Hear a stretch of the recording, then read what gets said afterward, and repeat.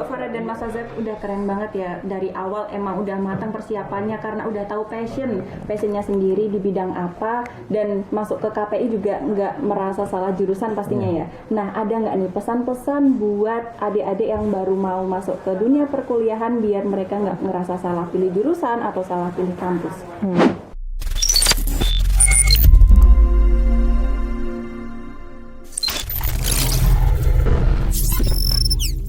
Assalamualaikum warahmatullahi wabarakatuh. Halo Sobat UIN Gusdur, kali ini kita ada di podcast UIN Gusdur. Bersama saya Linda Rahmanita. Pada podcast kali ini kita kedatangan narasumber kita dari mahasiswa UIN Gusdur. Nah, topik kita pada hari ini adalah Inspirasi Talk. Narasumber kita kali ini dianggap menjadi inspirasi bagi banyak mahasiswa UIN Gusdur. Langsung saja kita sapa karena sudah hadir di depan saya ada Mbak Farah dan juga Mas Fazil. Halo. Gimana nih kabarnya Mbak Farah? Alhamdulillah baik sekali. Mas Fazil? Luar biasa. Oke, kesibukannya sekarang apa nih Mbak Farah? Oke, kalau aku sebagai seorang mahasiswa kesibukannya lagi skripsian, lagi bimbingan dan revisian of course.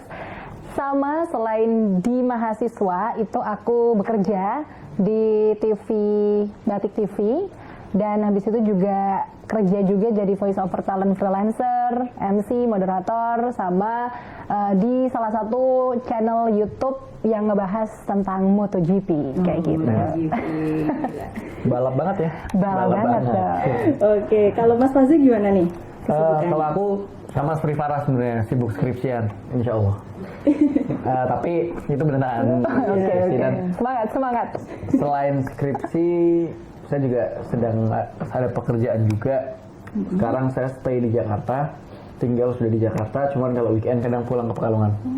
Masih ada rindu yang harus ditamatkan di sini ya. Ada pekerjaan lah di sana. Gitu. Oke. Nah, itu kan Mas Fazil tadi ada kerjaan ya di sana. Kuliahnya gimana tuh? Kan tinggal skripsi. Oh iya, tinggal jadi skripsi ya. bisa ya tetap harus ke Pekalongan, cuman nggak seintens kalau kita masih ada kelas. Benar. Iya, Gitu. benar. Mbak Farah juga gitu ya. Yes. Sekarang kuliah sambil kerja, tapi kan kuliahnya emang udah nyantai ya, skripsian dong gitu ya. Lalu kenapa nih Mbak Farah memilih kuliah di UIN Gusdur? Oke, ini cerita-cerita dimulai. Jadi, kenapa? Karena dulu waktu SMA sempat bingung sih sebetulnya mau kuliah di mana. Biasalah ya, problem masa itu ya, semua orang mengalami. Benar. Pengennya sih sebenarnya di luar kota, di beberapa universitas yang bagus di ilmu komunikasi. Cuman karena aku ini anak terakhir, habis itu udah di ultimatum sama umiku untuk nggak usah kemana-mana ya, kuliah di Pekalongan aja gitu. Terus habis itu oke, aku mulai mencari mana nih yang bisa menyediakan ilmu komunikasi dan baik, dan aku tuh bisa di situ tuh bisa memberikan apa yang aku butuhkan di dunia ilmu komunikasi. Alhamdulillah dapat info kalau di IAIN, waktu itu masih IAIN, itu ada ilmu komunikasi dan penyiaran Islam gitu. Akreditasinya waktu itu sudah B. Jadi aku kira oke, worth it lah untuk di Pekalongan, dan aku coba gitu. Waktu itu sih belum ada ekspektasi apa-apa untuk masuk di sini tuh nanti bakalan seperti apa. Tapi setelah masuk ternyata wow, jadi banyak hal baru yang aku dapat. Banyak apa yang aku inginkan di komunikasi itu juga aku dapat, dan poin plusnya adalah karena ada penyiaran Islam, jadi value-value keislaman itu tuh tetap disuntikan gitu ke aku dan ke teman-teman. Dan menurut aku ini adalah satu hal yang nggak ada di jurusan ilmu komunikasi biasa, kayak gitu. Oke. Itu ceritanya. Oke, kalau Mbak Farah gitu kan berasa tepat ya berarti ya masuk komunikasi. Kalau Mas Fazil sendiri gimana nih? Panjang juga jadinya ya. Jadinya. Kenapa milih kuliah di sini? Sebenarnya saya nggak punya pandangan sama sekali dulu untuk kuliah di sini ya. Saya dulu mau pengen kuliahnya di sastra Indonesia. Cuman ternyata saya kurang cerdas waktu itu. Nggak tahu kenapa. Ya akhirnya satu dan lain hal, karena dulu basicnya itu sukanya memang awalnya dari teater ke film. saya juga pengen komunikasi penyiaran, karena lihat ada komunikasi penyiaran itu, jadi saya mau masuk ke sini. Jujur kalau di kampus ini nggak ada jurusan itu, saya nggak mau masuk ke sini. Saya mungkin akan cari opsi lain, tapi karena ada jurusan itu, dulu saya SMK sambil TKJ, teknik komputer dan jaringan. Saya kira kan media-media ya, komputer nih. Oh ternyata jadi tukang servis komputer dulu. Nggak sesuai passion kan, nggak inline dengan keinginan saya kan. Masuklah ke komunikasi penyiaran Islam, dan ini jauh lebih inline. Jujur ekspektasi saya terhadap kampus ini awalnya memang biasa aja. Ya oke lah, komunikasi dan penyiaran. Tapi setelah masuk ternyata ini tanpa di channel ini pun ya, tanpa diminta siapapun, saya akan ngomong gini.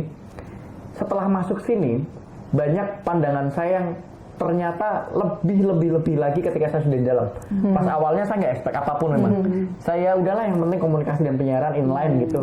Nggak kayak kemarin salah jurusan. Tapi setelah masuk sini, ternyata banyak hal baru, banyak hal luar biasa, dan saya juga ketemu dengan orang-orang luar biasa di sini. Salah satunya Farah juga. Salah satu presenter terbaik Jawa Tengah 2022. Terima kasih. Kan Mbak Farah tadi ya salah satu presenter terbaik di Jawa Tengah gitu. Dan juga Mas Faza sekarang sibuk nih di Bekasi itu ya, di Jakarta. Nah, gimana sih awalnya bisa berkarir pada saat kuliah juga gitu? Membangunnya gimana nih? Mungkin dari Mbak Farah? Oke, aku lagi. Membangun karir ketika kuliah sebenarnya kalau awal masuk aku zero gitu, jadi tidak ada pengalaman berkarir kecuali tadi kerja part time itu. Sampai akhirnya di semester 3 itu dapat kesempatan Lin buat explore apa yang aku suka. Ceritanya adalah dimulai dari organisasi. Pokoknya aku bersyukur banget lah bisa join di Himpunan Mahasiswa Jurusan Ilmu Komunikasi Penyiaran Islam. Karena di sana itu benar-benar bisa memberikan aku experience dan apa yang aku butuhkan. Karena aku mikir dari awal adalah ketika aku mau masuk organisasi, aku mau yang bisa menunjang kuliahku dan kuliahku bisa menunjang organisasi gitu. And then di HMJ itu aku masuk di divisi broadcast TV dan aku megang program news. Di situ aku belajar jadi reporter tuh di depan kamera, dan itu it was my first time untuk bisa di depan kamera ngomong dan lain sebagainya. Habis itu karena di organisasi kan pasti banyak acara-acara. Pertama kali dapat kesempatan untuk jadi moderator itu di organisasi. Bahkan lucunya itu di Navi, Mas. 2020 itu pertama kalinya tuh menjajakkan kaki ke dunia moderator di seminar gitu. And then yang kedua kalinya bareng HMJ. Dari situ akhirnya aku mulai memberanikan diri untuk mendalami itu, dan alhamdulillah keterima di channel YouTube itu untuk menjadi presenternya dan voice over talent.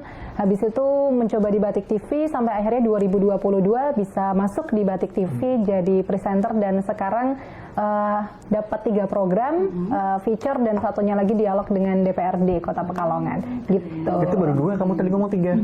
Oh iya, 3 feature, kan feature ya, duanya feature, satunya dialog. Yang feature itu program jalan-jalan healing, sama satunya itu inspirasi prestasi. Gitu dong. Tuh. 3, 1 feature, 1 ngobrol sama DPR, itu kan 2. Iya, jadi itu 3 guys. Jadi jangan lupa nonton ya. Oke. Marketing. Oh iya. Oke. Kostumnya gede ya? Kalau tadi Mbak Farah itu berawal dari organisasi ya, berarti menginjakan kaki di organisasi dulu untuk membangun karir. Kalau Mas Faza sendiri gimana? Sebenarnya sama, prosesnya sebenarnya sama. Bedanya kita kan di jalur yang berbeda ya, maksudnya mirip. Kita di satu media yang sama, cuman kita jalurnya beda. Dia depan kamera, saya belakang kamera. Dulu awalnya waktu SMA suka stand up, main dari panggung satu ke panggung lainnya, terus pindah ke teater.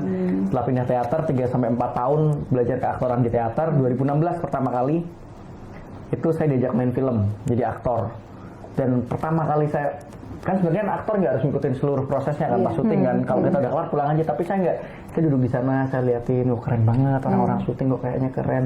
Mulai 2016-2017 itu saya belajar banyak tentang videografi, tentang kamera.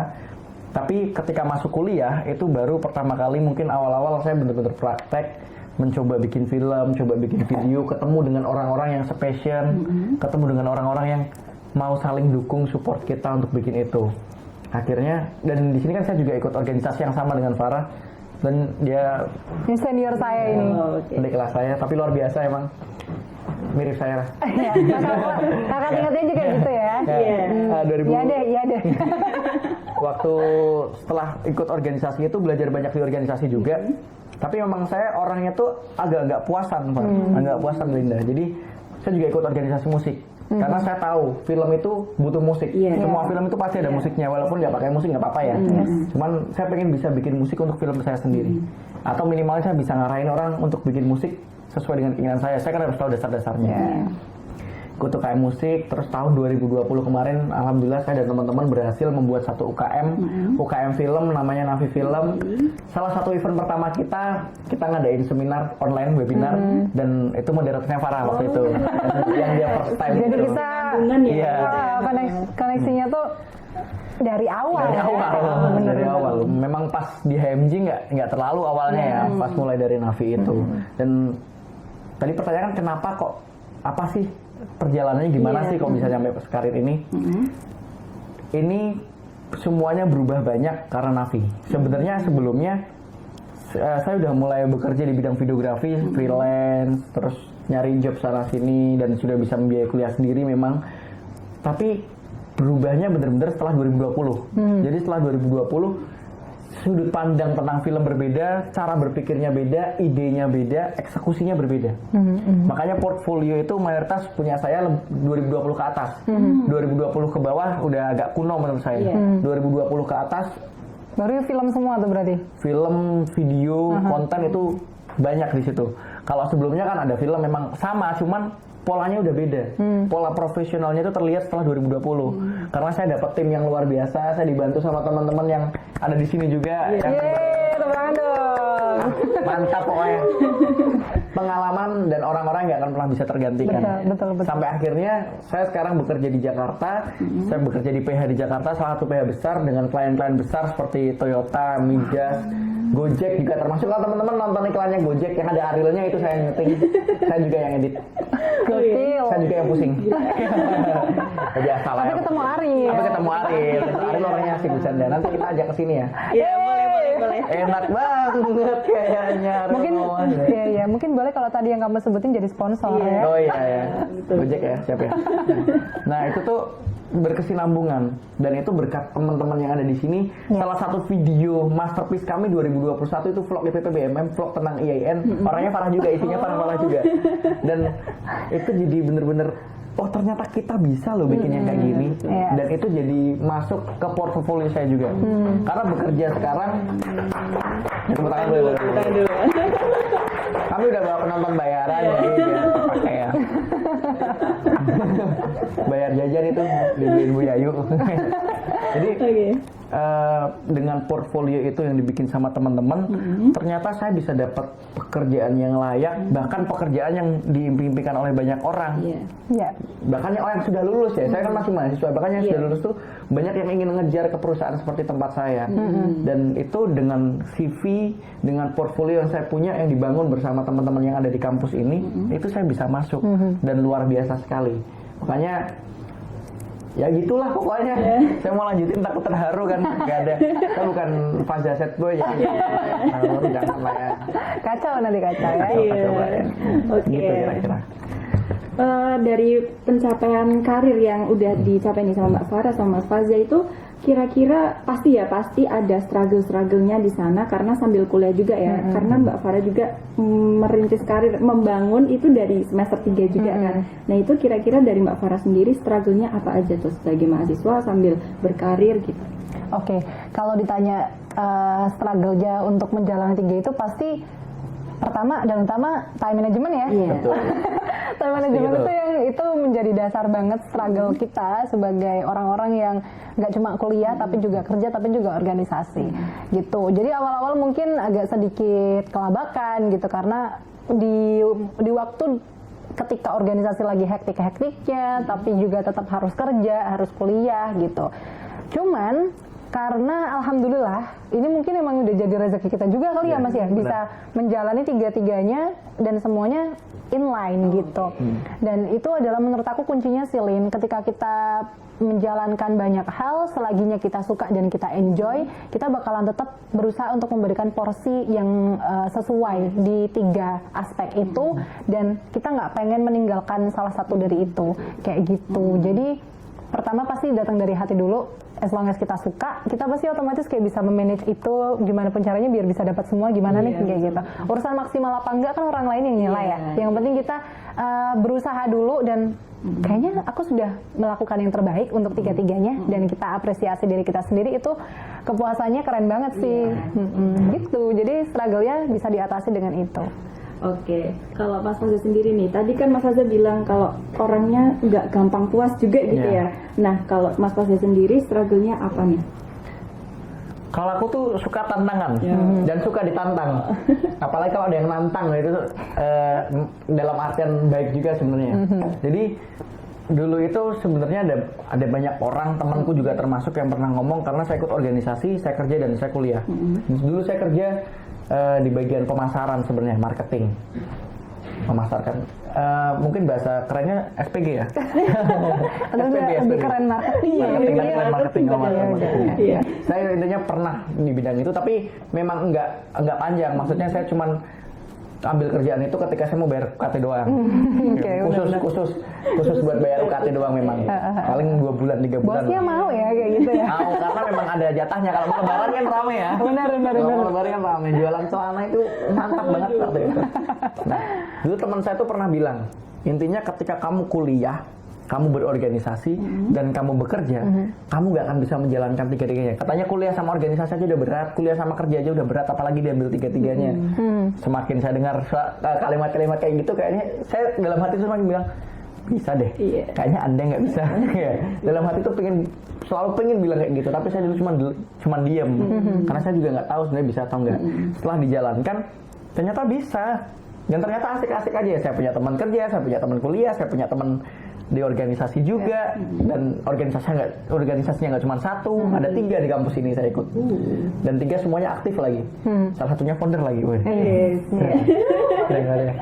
belum founder ya. Saya karena gini, saya tuh pengen cari pengalamannya orang lain tuh nggak punya pengalamannya. Saya yakin Linda ikut organisasi kan, Farah ikut organisasi kan, pernah bikin organisasi nggak? Belum Pernah kan. Nah, itu pengalaman yang bener-bener pengen banget saya dapatkan di sini. Karena di sini nggak ada organisasi film, nggak ada UKM film. Betul. Dan saya pengen banget tentang film. Saya tuh passion banget lah di film. Saya suka banget bikin film apa gitu. Akhirnya bisa membuat itu bareng sama teman-teman, bikin UKM film, nggak cuma ikut tapi bikin. Dan itu semuanya artinya kan berorganisasi ya bisa dianggap berhasil lah ya. Karena di semua organisasi berjalan dengan baik. Kuliah walaupun agak lama dikit, tapi seenggaknya secara IPK saya bagus. Saya berani jamin saya nggak pernah di bawah 3,5. Wow. Good job. Selalu di atas 3,6 lebih tepatnya. Lebih spesifik lagi nggak nih? Saya kasih kado nih. Oke. Terus yang ketiga, alhamdulillah dari awal sampai sekarang saya bisa bayar UKT sendiri secara mandiri tanpa ngerepotin orang tua. Bahkan beberapa tahun ke belakang secara ekonomi saya udah lepas dari orang tua, bener-bener bisa lepas. Siap menghalalkan dong ya? Belum. Ya kan menghidupi satu orang. Kalau saya kan siap lapar ya. Kalau menghidupi satu orang itu satu orang kan belum tentu siap lapar. Kalau dia lapar kan kasihan anak orang kan. Intinya 3 itu alhamdulillah bisa saya jalankan dengan baik. Walaupun agak terseok-seok, tapi sebenarnya dengan obrolan dengan Farah tadi itu kita tahu satu kuncinya, yaitu enjoy. Asal tuh kita senang menjalani itu, kalimat capek, kata capek itu nggak akan pernah keluar. Dan selama kata itu nggak pernah keluar, kita akan bisa menjalannya semuanya dengan baik. Ya, kalau boleh nambahin nih ya. Jadi menurut aku nih benefitnya ketika kita menjalani hal yang kita suka itu ibarat kata misalkan kerja nih ya, kita tuh kayak dapat 2 gaji gitu loh.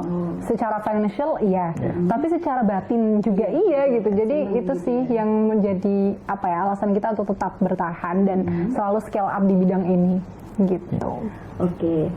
Tadi kan Mas Fazil jadi founder juga ya, ikut organisasi dan jadi founder yang mungkin kita juga belum ada pengalaman Iya, tersebut ya, Mbak, ya. benar-benar. Nah itu apa sih yang Mas Fazil dapatkan dari pihak kampus udah menjadi founder dan ikut ini itu gitu untuk membangun karir juga? Ya. Alhamdulillah sebenarnya kampus mendukung dengan sangat luar biasa, walaupun awalnya memang agak susah. Awalnya agak susah karena kalau teman-teman pengen dibantu kampus dalam hal apapun, sebenarnya ada polanya, ada patternnya. Patternnya adalah polanya itu buktikan dulu, Yes, benar-benar. baru minta sesuatu. Jangan minta terus-terus protes. Buktikan dulu kalian bisa apa. Karena OKM Navi Film itu tahun 2020 kita berhasil mendapatkan lebih dari 20 menang lebih dari 20 lomba di tahun 2020.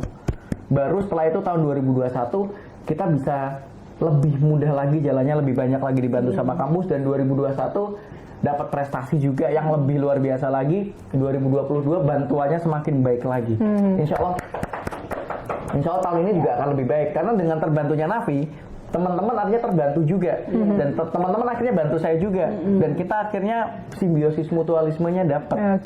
Dan itu benar-benar itu berpengaruh juga ke karir saya, dan itu sangat paling berpengaruh karena seperti kata Sandiaga Uno, setiap karya itu pasti menemukan jalannya masing-masing. Begitu juga dengan tuanya. Quotes of the day. Jadi karyanya sudah dapat nyampe ke banyak tempat, insya Allah tuanya akan juga ke bawah, termasuk dengan teman-teman Navi juga.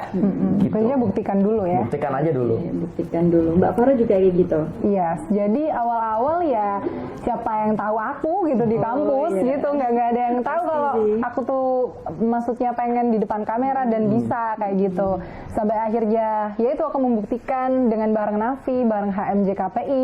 Habis itu akhirnya pihak-pihak kampus tuh melirik gitu, dan akhirnya dilibatkan lah di event-event kampus gitu. Jadi bisa dibilang debut aku tuh ya di kampus ya, debut di kampus, terlibat di berbagai macam acara di kampus, jadi MC, jadi moderator, bisa berkesempatan untuk terlibat juga dalam beberapa produksi kayak bareng Navi, bareng HMJ KPI yang bisa menjadikan itu sebagai portofolioku di dalam dunia kerja gitu. Dan alhamdulillahnya lagi kampus ini sangat mendukung banget atas apa yang sudah dicapai sama mahasiswanya, terutama kemarin yang ketika aku mendapatkan award dari KPID sebagai presenter wanita terbaik Jawa Tengah, itu aku juga dapat reward dari kampus gitu. Jadi alhamdulillah kampus sangat mendukung dan menghargai setiap langkah kecil kita, as long as itu untuk menjadi kontribusi kita untuk mengharumkan nama kampus kayak gitu. Oke, luar biasa banget ya.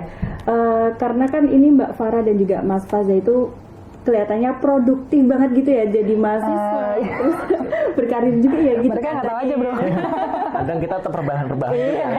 Tadi aja baru bangun. Iya, ya walaupun tetap ada rebahannya, tapi kan tadi berorganisasi, berkarir dan juga kuliah gitu kan yang tadi dibilang nggak mungkin jalanin tiga-tiganya gitu kan. Nah, ada nggak nih pesan buat para mahasiswa UIN Gus Dur untuk bisa lebih produktif dan memanfaatkan waktunya untuk hal-hal bermanfaat? Untuk info aja sebenarnya karir yang kita mau itu pasti work life balance. Kerjaan sama kehidupan tuh berjalan dengan seimbang lah dan menyenangkan lah. Dan kayaknya saya dan Farah sudah menjalani itu dengan baik. Karena salah satu program dia kan healing ya. Jadi dia udah nggak butuh hari libur untuk jalan-jalan. Betul banget juga ya. Udah kerjanya udah liburan juga. Dan kayak saya juga sebagiannya seperti itu juga, karena setelah ini insya Allah saya akan keliling ke beberapa pulau lah intinya, jalan-jalan juga walaupun di sana kerja sebenarnya. Seenggaknya kan saya bisa bikin story saya naik pesawat, jalan, naik kapal di tengah laut. A day in my life. Jadi saya udah pantas lah untuk pasang bio part time traveler gitu. Iya, gokil sih. Nah, buat teman-teman gini. Yang jelas kalau kata siapa namanya Zawin ya, saya kan basicnya stand up comedian, jadi saya juga benar-benar ke sana. Semua orang itu bisa dianggap beruntung. Saya beruntung, Farah juga beruntung. Tapi keberuntungan itu juga ada rumusnya. Ketika kesempatan bertemu dengan kemampuan itu sama dengan keberuntungan. Bayangkan, Farah punya kesempatan untuk ikut lomba menjadi presenter terbaik se-Jawa Tengah, tapi kalau dia tidak punya kemampuan untuk menunjukkan bahwa dia ada pantas untuk mendapatkan itu, maka keberuntungan dia sebagai presenter terbaik Jawa Tengah nggak akan dapat. Linda juga sama, ketika di sini menjadi anggaplah host ya. Kita semua memulai karir juga dengan menjadi host dulu juga parah kan kayak gitu kan. Bayangkan tiba-tiba Bu Yayu nih ngechat Linda untuk mau nggak jadi host, tapi karena dia tidak pernah belajar public speaking sama sekali, maka dia nggak akan pernah mendapatkan keberuntungan menjadi host di sini, dan bisa jadi besok menjadi host bareng sama Pak Presiden. Yes. Ya, Zimbabwe. Ya, presiden tetap presiden juga. Intinya kita semua harus menyiapkan dengan baik dulu, karena kunci kesuksesan adalah persiapan. Kalau kita sudah menyiapkan segalanya dengan matang, kita tinggal tunggu aja. Tinggal tunggu aja Allah ngasih kita kesempatan biar kita bisa mendapatkan keberuntungan kita masing-masing. Betul. Itu bisa masuk reels ya. Exposure-nya boleh. Oke. Kalau itu kan dari Mas Aza ya. Kalau dari Mbak Farah sendiri gimana nih pesannya? Aku jujur masih amazed sih sama kata-katanya Pak Aza ini. Yang mana itu? Oke. Jadi kalau buat aku, pertama sih jangan cuman percaya sama bakat gitu. Karena dari buku yang aku baca, Beyond Talent itu bilang kalau bakat aja tuh nggak cukup gitu untuk bisa menjadi sesuatu gitu. Karena bakat tanpa intensitas itu juga nggak akan bisa scale up and grow up gitu. Jadi itu sih. Jadi apa ya? Kalau misalkan teman-teman tuh merasa, aduh, ya mereka seperti itu karena memang mereka tuh berbakat, bertalenta. Enggak, setiap orang tuh diciptakan dengan bakatnya mereka masing-masing. Kayak tadi Mas Fasu bilang, setiap orang tuh beruntung dengan jalannya masing-masing. Nah, tinggal kitanya aja nih mengolah keberuntungan itu tuh seperti apa. Sebagai, bisa dibilang sebagai wujud rasa syukur kita atas apa yang udah Allah kasih, talenta-talenta itu ya, tanggung jawab kita adalah mengembangkan. Dan menurut aku kuliah ini adalah tempat yang apa ya, ladang subur banget gitu untuk kita bisa mengembangkan apa yang kita miliki. Jadi jangan cuman kuliah aja sih kalau menurut aku, jangan cuma di kelas. Apalagi kalau kita anak-anak pandemi ya, pernah mengalami pandemi itu kan kayak aduh, kalau di kelas doang bisa bayangkan kita 24 hour di kamar doang nge-zoom gitu kan. Tapi kalau kita nggak mencoba zoom yang lain, kayak misalkan cari kesempatan di seminar online atau lomba-lomba online, itu bakalan menjadi apa ya, amunisi yang luar biasa ketika kita sudah nggak pandemi gitu loh. Itu tuh bakalan menentukan apa yang nanti akan kita tuh mau jadi apa setelah semua proses itu gitu. Jadi jangan cuma percaya talenta, kita juga harus mengasah talenta itu beyond talent. Dan nambahin dikit Farah, sebenarnya kesalahan orang adalah mereka berhenti belajar ketika selesai di tempat belajarnya. Ketika selesai kuliah, ketika selesai sekolah, mereka semua berhenti belajar. Dengan kami yang sedang berkarir pun kami masih terus belajar. Karena memang pepatah pun mengatakan bahwa education is the most powerful weapon which you can use to change the world. Pendidikan adalah senjata terkuat yang bisa kita gunakan untuk merubah dunia. Bayangkan, dunia aja bisa kita rubah. Apalagi sekedar takdir kita, apalagi sekedar stigma orang-orang terhadap kita. Memang nggak mudah, betul. Karena memang kita harus berjuang. Karena kalau semuanya mudah ya semua orang sukses hari ini. Long life learner ya, jadi long life learner. Selalu belajar, jangan pernah berhenti. Gitu. Oke, luar biasa banget. Luar biasa ya. Keren banget sih, Mbak. Amazed banget gitu. Banyak quotes hari ini ya. Bahkan keajaiban saja butuh sedikit waktu. Apalagi perjuangan, benar. Kita butuh waktu yang panjang, long time. Learner, lanjutin dong. Long time. Long life learner. Long life. Ulangi. Long life learner. Apaan sih? Long time, long life. Long life learner, long time learner. Long life learner actually. Oke. Karena kan ini Mbak Farah dan Mas Azhar udah keren banget ya. Dari awal emang udah matang persiapannya karena udah tahu passionnya sendiri di bidang apa, dan masuk ke KPI juga nggak merasa salah jurusan pastinya ya. Nah, ada nggak nih pesan-pesan buat adik-adik yang baru mau masuk ke dunia perkuliahan biar mereka nggak ngerasa salah pilih jurusan atau salah pilih kampus? Faza dulu deh. Curang banget. Curang banget orang ini satu kalau nggak siap jawaban gitu. Oke. Sebenarnya langkah pertama yang dulu saya lakukan adalah kenali diri kamu sendiri. Orang itu selalu kalau kata Bruce Lee itu be yourself. Jadilah diri kamu sendiri. Tapi problemnya orang kadang nggak mengenal dirinya sendiri. That's the problem. Sebenarnya yang kamu suka tuh apa sih? Karena orang kadang gini, suka musik nih, sebenarnya dia nggak suka musik, tapi karena temen-temennya pada main musik, akhirnya dia ikutan main musik. Sebenarnya dia nggak suka, dia lebih suka ketenangan bisa jadi, atau dia lebih suka baca bisa jadi. Kamu kenali dulu apa sih yang kamu suka. Yang kedua, memilih kampus itu jangan cuma sekedar yang penting di sana ada temennya. Karena saya di sini masuk teman saya cuma satu. Teman saya cuma satu dan saya bukan yang ikut dia tapi dia ikut saya. Ya.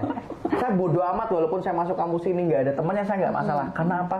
Siapa sih yang masuk kampus nggak punya teman? Nggak mungkin dong. Betul. Kita masuk pasti akan kenalan dengan orang banyak.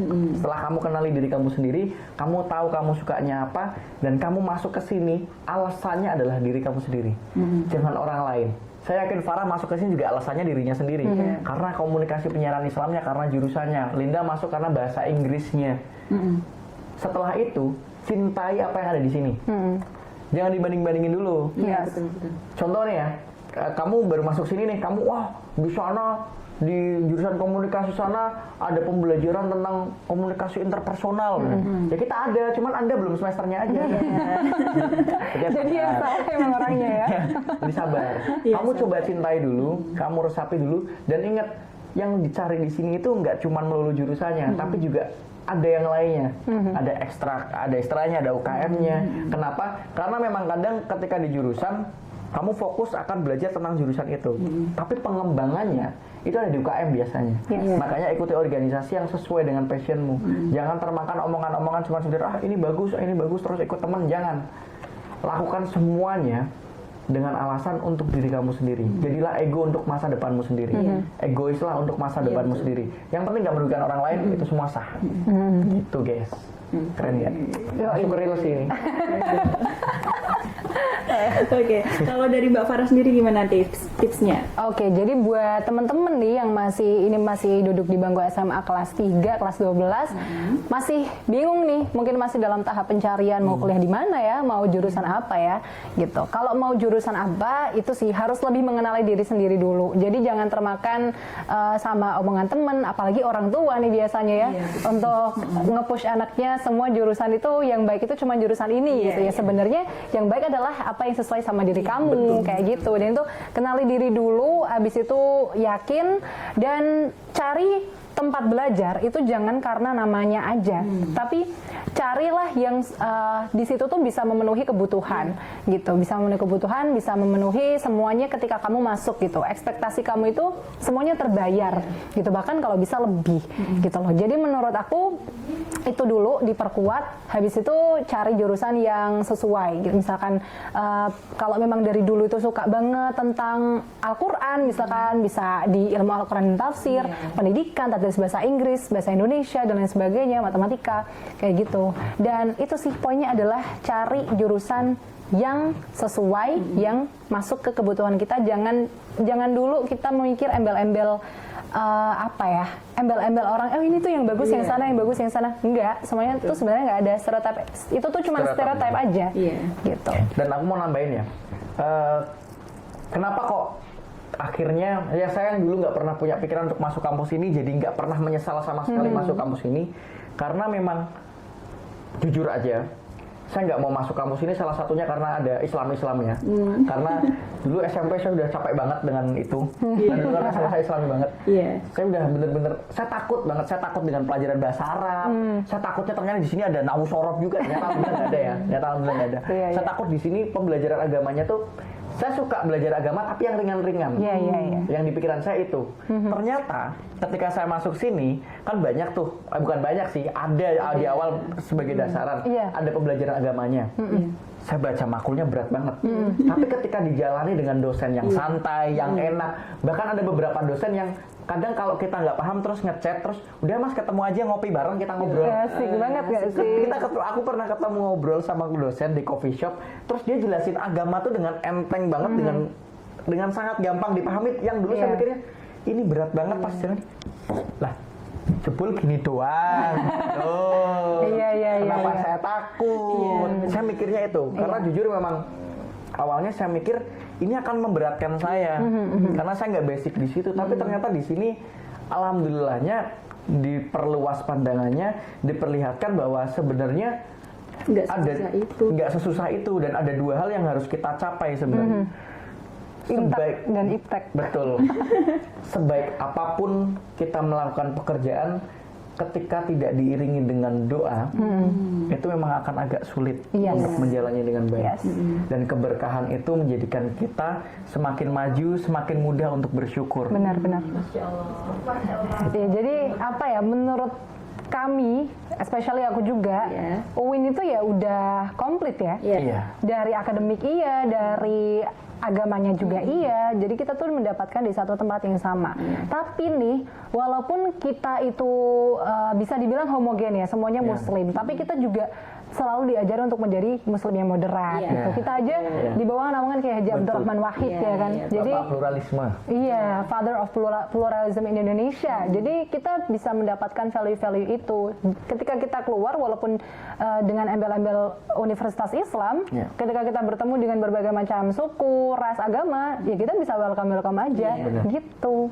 4 film saya terakhir pernah moderasi beragama. Moderasi beragama dan menang semua. Dan menang semua.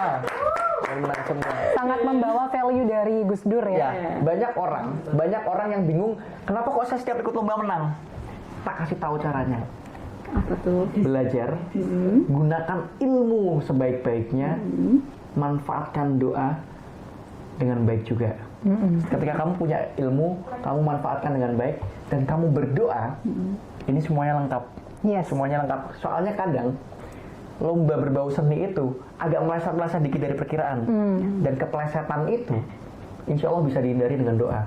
Atau malah kadang meleset kita jadi yang menang gara-gara doa juga. Iya, betul. Bisa jadi. Bisa jadi. Makanya jangan pernah remehkan kekuatan dari doa itu. Makanya kenapa saya bersyukur di sini, dulu saya nggak percaya soalnya. Saya dulu berdoa itu ya doa aja lah pokoknya. Kalau lomba ya kalau jelek ya jelek, kalah ya kalah, ya udah. Kalau sekarang walaupun jelek udah kayak mau kalah, kayak Bismillahirrahmanirrahim, ya Allah menang juara dong. Ternyata bisa gitu teman-teman. Itu namanya tawakal. Iya benar. Katakan aja mau, kalau kamu udah nggak sanggup sebagai manusia, udah kamu diem dulu aja, kamu pasrahkan semuanya ke Allah. Insya Allah berkah. Ya inilah mahasiswa Universitas Islam Negeri Ki Haji Abdurrahman Wahid ya. Selalu membawa nama penciptanya ya. Iya, betul dong. Luar biasa, ini ada foto-fotonya. Masya Allah nih Gus Dur keren banget. Satu fakta menarik tentang saya dan Gus Dur. Apa itu? Saya nggak pernah ngopi bareng. Nggak pernah. Beliau ini, saya kenal beliau dari mana? Kenal di mana? Ya, ada kenal Gus Dur itu dari mana? Taunya dari mana? Dari TV. Presiden. Dari TV. Saya dulu waktu kecil, saya kenal waktu saya kecil. Saya nggak pernah tahu dia presiden. Saya tahu dari sebuah buku. Jadi saya dulu suka baca buku, Mati Ketawa ala Amerika gitu. Nggak tahu. Itu tuh buku-buku komedi, Okay. buku-buku cerita lucu. Terus saya nemu satu buku di Gramedia. Itu tulisannya gitu aja kok repot. Itu bukunya Gus Dur, isinya komedi semua, mirip kayak bukunya Abu Nawas, karena saya suka buku Abu Nawas. Benar. Itu saya kenal Gus Dur sebagai seorang komedian. Sebagai seorang komedian. Komedian yang bervalue ya. Setelah itu saya baca-baca, oh ternyata presiden. Dan ulama. Iya, Presiden, ulama, lucu, sumpah luar biasa banget. Luar biasa. Beliau ini mantap sih. Pokoknya masuk ke sini tuh dapat barokahnya lah. Dapat barokahnya dari Gus Dur. Jadi kesimpulannya ini buat teman-teman yang baru mau masuk ya, masih SMA itu, kita tuh sebagai mahasiswa tuh punya kesempatan yang sama ya. Yang penting kita tuh punya kemauan untuk eksplorasi diri, untuk menunjukkan apa sih kemampuan kita dan juga kemauan kita dalam belajar. Jadi kenali diri kamu sendiri dan juga passion kamu di mana, yang semoga di situ diharapkan tidak sampai salah jurusan, apalagi salah masuk kampus ya teman-teman. Karena kuliah itu UIN Gus Dur dong. Ulangi. Aku mau mati ini. Aku dari tadi ribet. UIN Gus Dur dong. Bentar. jadi kalau mau kuliah UIN Gus Dur dong. Oke, cukup sekian podcast pada hari ini. Semoga bisa menginspirasi banyak mahasiswa dan juga calon-calon mahasiswa baru. Sekian, terima kasih. Wassalamualaikum warahmatullahi wabarakatuh. Waalaikumsalam warahmatullahi wabarakatuh.